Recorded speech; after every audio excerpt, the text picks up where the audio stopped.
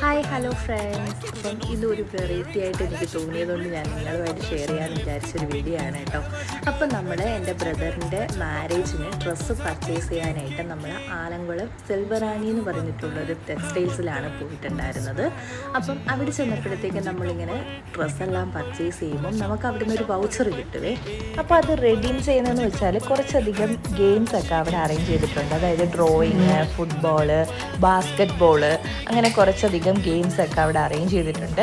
അതിനകത്ത് കളിച്ച് വിൻ ചെയ്യുന്നവർക്ക് ഒരു ഗിഫ്റ്റായിട്ടൊക്കെ അവർ കൊടുക്കുന്നുണ്ടായിരുന്നു. അതുപോലെ തന്നെ ഐസ്ക്രീമും അങ്ങനെയൊക്കെ ചെയ്തിട്ടുണ്ടായിരുന്നു. പക്ഷെ സത്യം പറഞ്ഞാൽ ഇതൊരു നല്ലൊരു ബിസിനസ് ട്രിക്കായിട്ടാണ് എനിക്ക് തോന്നിയത് കേട്ടോ. എനിക്കൊരുപാട് ഇഷ്ടപ്പെട്ടു, ഒരു വെറൈറ്റി ഒരു സംഭവമായിട്ട് തോന്നിയായിരുന്നേ.